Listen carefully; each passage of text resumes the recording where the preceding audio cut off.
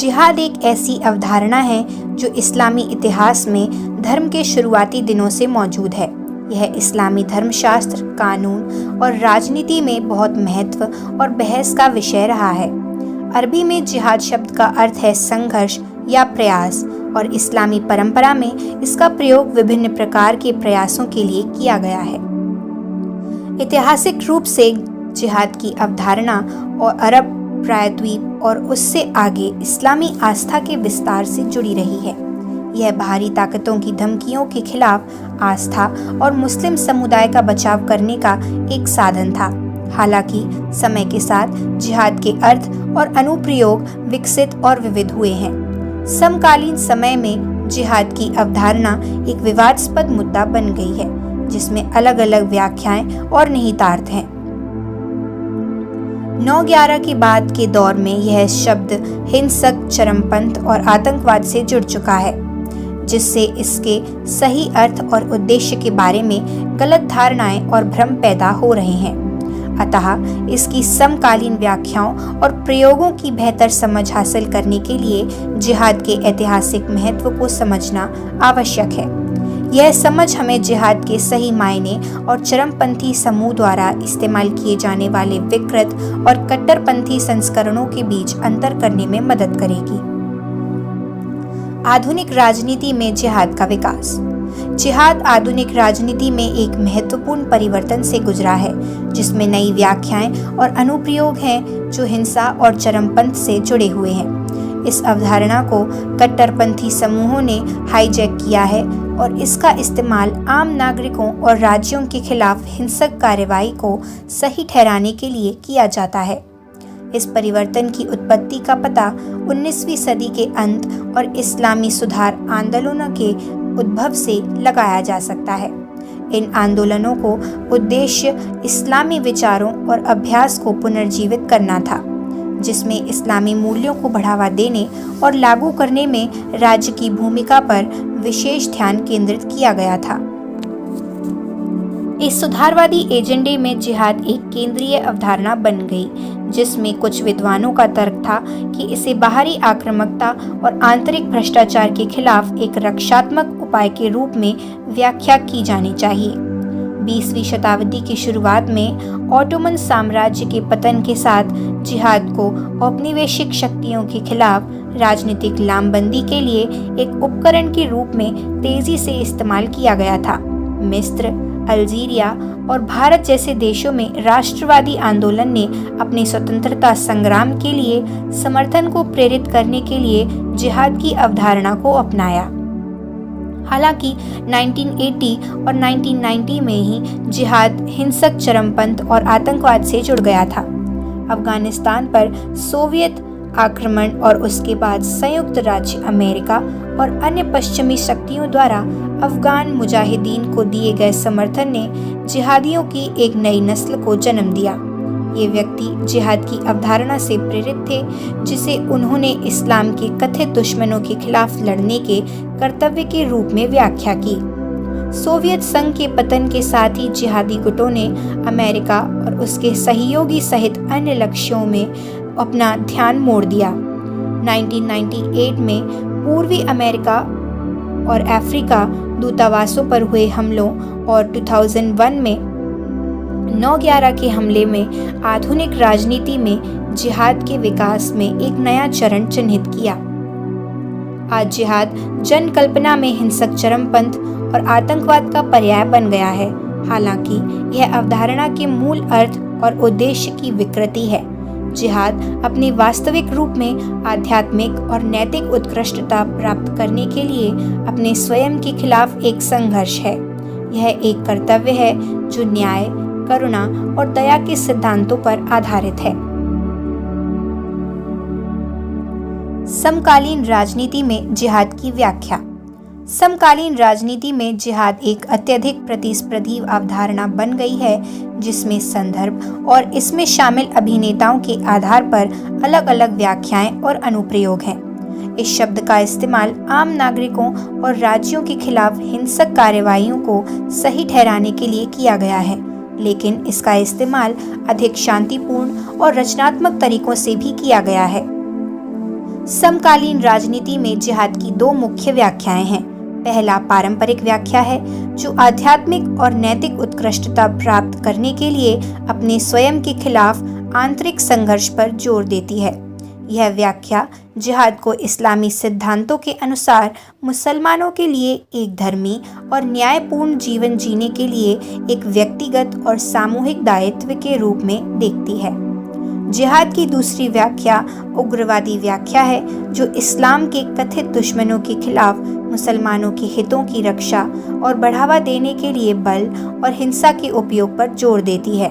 यह व्याख्या हिंसक चरमपंथ और आतंकवाद से जुड़ी हुई है और इसका इस्तेमाल आम नागरिकों और राज्यों के खिलाफ हमलों को सही ठहराने के लिए किया गया है। समकालीन राजनीति में जिहाद की व्याख्या राजनीतिक, सामाजिक, आर्थिक और सांस्कृतिक संदर्भों सहित कई कारकों से प्रभावित है। उदाहरण के लिए, राजनीतिक संदर्भ जिहाद की व्याख्या और लागू करने के तरीके को आकार दे सकता है। सत्तावादी राज्यों में उदाहरण के लिए जिहादी समूह सरकार का विरोध करने और अपने स्वयं के एजेंडे को बढ़ावा देने के साधन के रूप में हिंसा का उपयोग कर सकते हैं। सामाजिक और आर्थिक संदर्भ जिहाद की व्याख्या को भी प्रभावित कर सकता है। गरीबी, बेरोजगारी और असमानता की विशेषता वाले समाजों में जिहादी समूह जिहाद की अवधारणा का उपयोग समर्थन जुटाने और व्यक्तियों को अप्रभावित करने के उद्देश्य और अर्थ की भावना प्रदान करने के साधन के रूप में कर सकते हैं।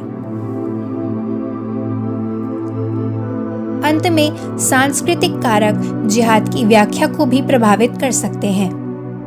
उन देशों में जहां इस्लाम प्रमुख धर्म है, जिहाद की अवधारणा की व्याख्या अधिक पारंपरिक और शांतिपूर्ण तरीके से की जा सकती है।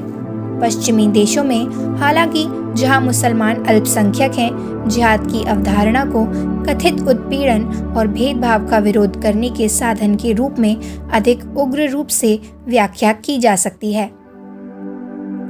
इस्लामवादी आंदोलनों और कट्टरपंथ में जिहाद की भूमिका। जिहाद ने इस्लामवादी आंदोलनों और कट्टरपंथ के विकास और प्रसार में महत्वपूर्ण भूमिका निभाई है। जिहाद की अवधारणा का इस्तेमाल इस्लामी राज्यों की स्थापना से लेकर मुस्लिम भूमि से विदेशी शक्तियों के निष्कासन तक विभिन्न इस्लामवादी कारणों के लिए समर्थन जुटाने के लिए किया गया है। इस्लामवादी आंदोलनों की विशेषता है कि वे इस्लाम के राजनीतिक और सामाजिक पहलुओं पर जोर देते हैं और पश्चिमी राजनीतिक और सांस्कृतिक प्रभाव को अस्वीकार करते हैं। इन आंदोलनों में जिहाद एक केंद्रीय अवधारणा बन गया है। कुछ समूहों ने इसका उपयोग अपने कथित दुश्मनों के खिलाफ हिंसक कार्यों को उचित ठहराने के लिए किया है।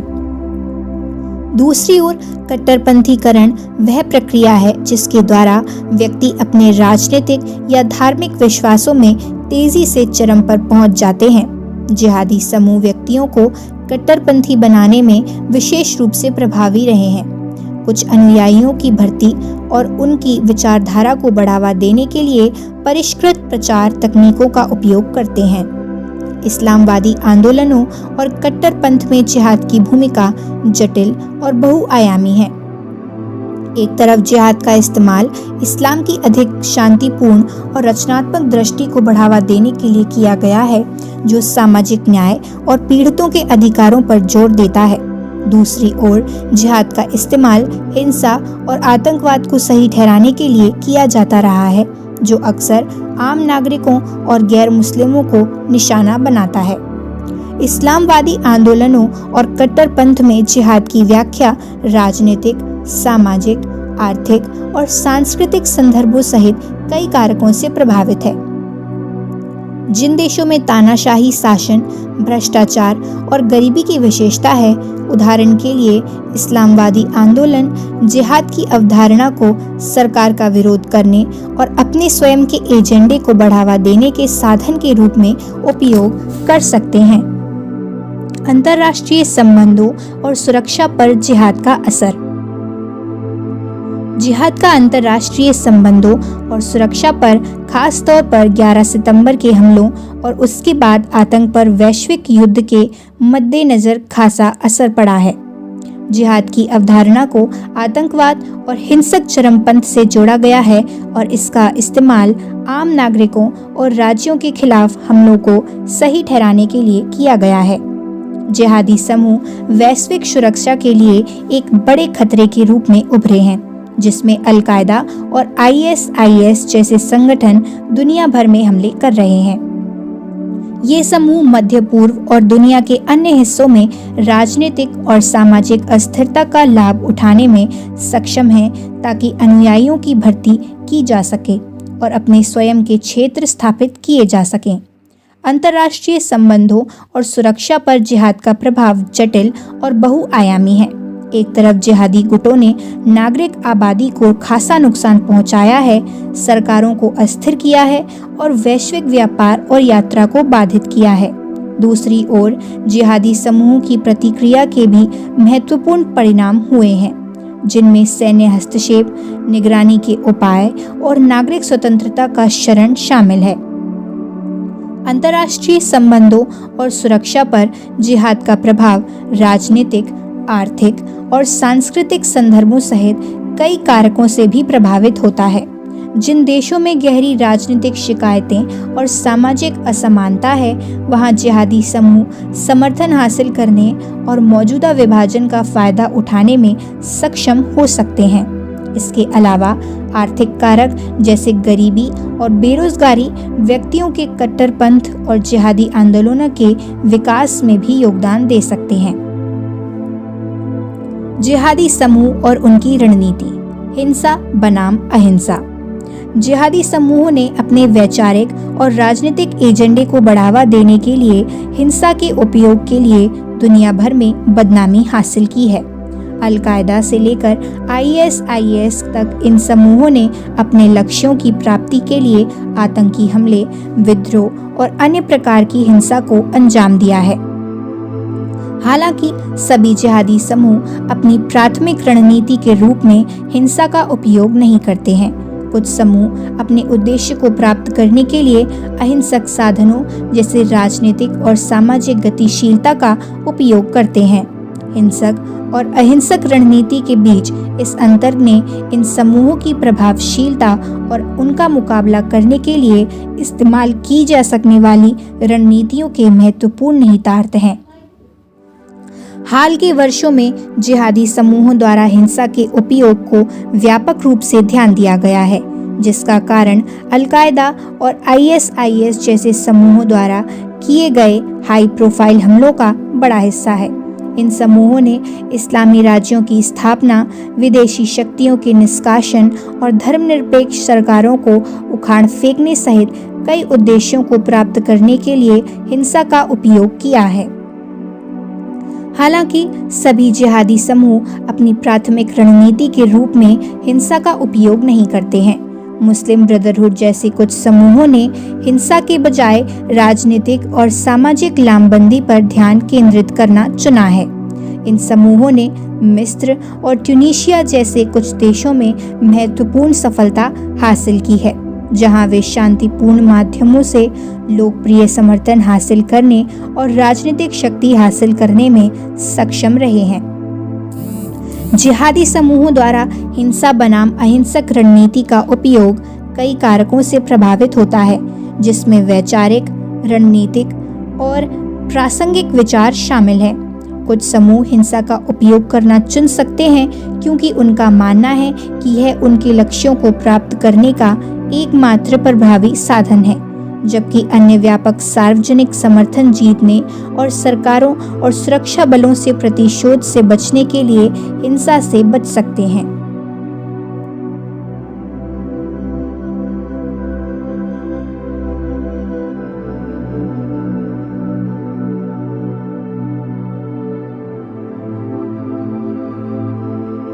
जिहादी और आतंकवाद विरोधी रणनीति से निपटने की चुनौतियां। दुनिया भर की सरकारों और अंतर्राष्ट्रीय संगठनों के लिए जिहाद का मुकाबला करना एक बड़ी चुनौती रही है। जिहादी समूह बदलते राजनीतिक, सामाजिक और तकनीकी संदर्भों के अनुकूल होने में सफल रहे हैं, जिससे उन्हें ट्रैक करना और काउंटर करना मुश्किल हो गया है। जिहाद के खतरे के जवाब में आतंकवाद विरोधी रणनीतियां विकसित हुई हैं, जिसमें सरकारें और सुरक्षा बल हमलों को रोकने और आतंकवादी नेटवर्क को बाधित करने के लिए कई उपाय अपनाते हैं।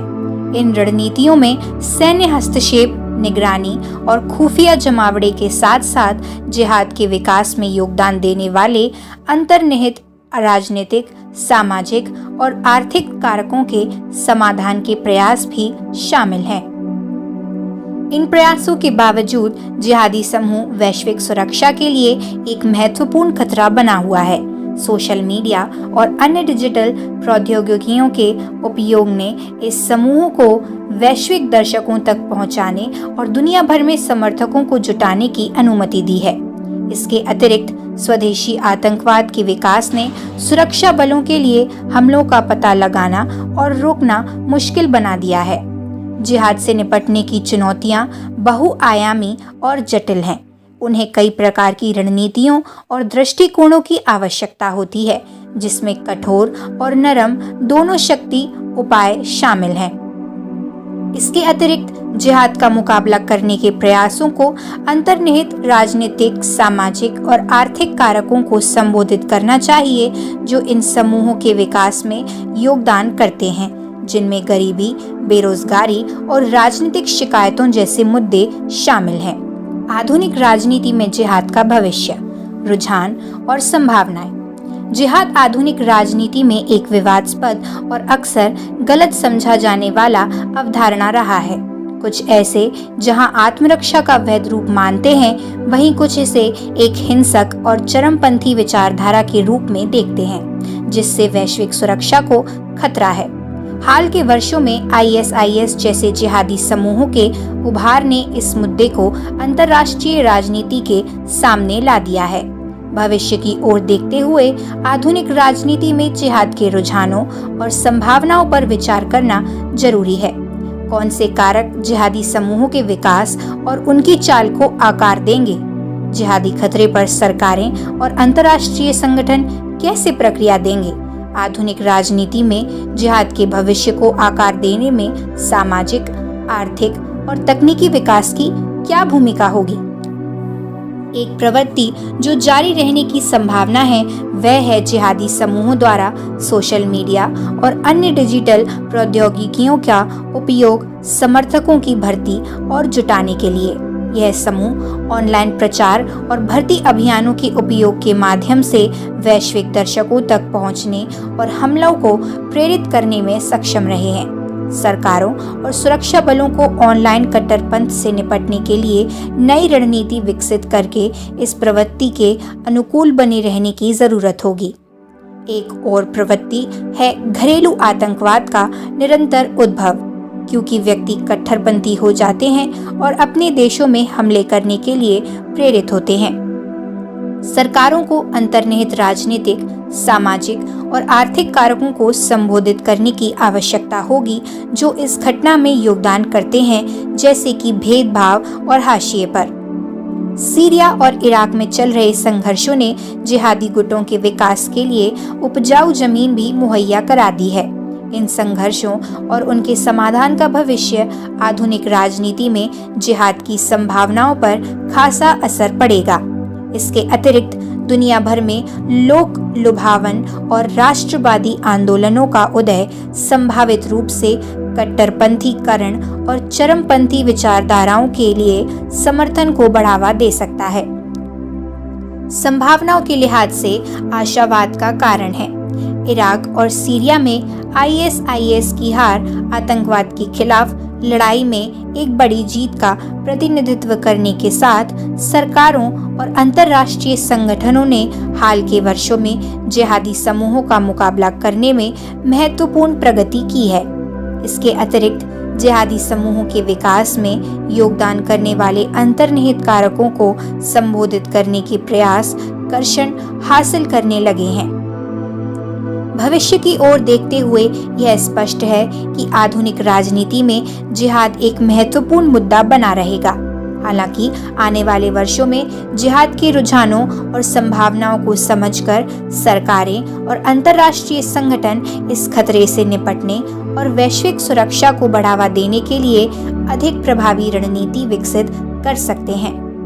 निष्कर्ष, जिहाद और वैश्विक राजनीति के लिए इसके निहितार्थ। इस वीडियो में हमने जिहाद के जटिल और बहुआयामी मुद्दे और वैश्विक राजनीति के लिए इसके निहितार्थों का पता लगाया है।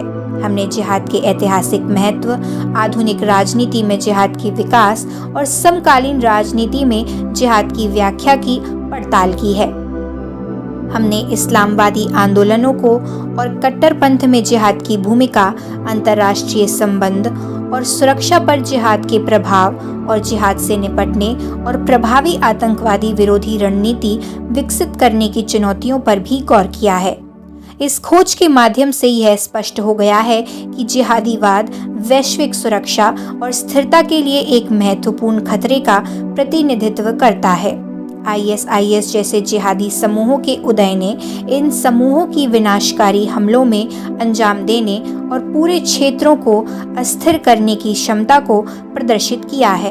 चरमपंथी विचारधाराओं के प्रसार ने दुनिया भर में सामाजिक और राजनीतिक अशांति को बढ़ावा दिया है, जो लोक लुभावन और राष्ट्रवादी आंदोलनों के उदय में योगदान देता है और लोकतांत्रिक संस्थानों की स्थिरता को खतरे में डालता है।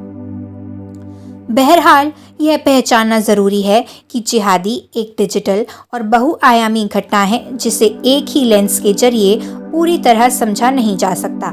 जिहादी समूहों के विकास में योगदान करने वाले कारक विविध और अक्सर परस्पर जुड़े हुए होते हैं, जिसमें राजनीतिक, सामाजिक, आर्थिक और तकनीकी कारक शामिल होते हैं। जिहाद के खतरे से प्रभावी ढंग से निपटने के लिए सरकारों और अंतर्राष्ट्रीय संगठनों को एक व्यापक और बहुआयामी दृष्टिकोण अपनाना चाहिए। इस दृष्टिकोण में जिहादी समूहों के विकास में योगदान करने वाले अंतर्निहित कारकों को दूर करने के प्रयासों के साथ साथ इन समूहों के प्रचार और भर्ती प्रयासों को मुकाबला करने के लिए रणनीतियां शामिल होनी चाहिए। जिहाद के खतरे से निपटने के लिए प्रभावी रणनीति विकसित करने के लिए मिलकर काम करने से सरकारें और अंतर्राष्ट्रीय संगठन वैश्विक सुरक्षा और स्थिरता को बढ़ावा दे सकते हैं और सभी के लिए अधिक शांतिपूर्ण और समृद्ध भविष्य सुनिश्चित कर सकते हैं।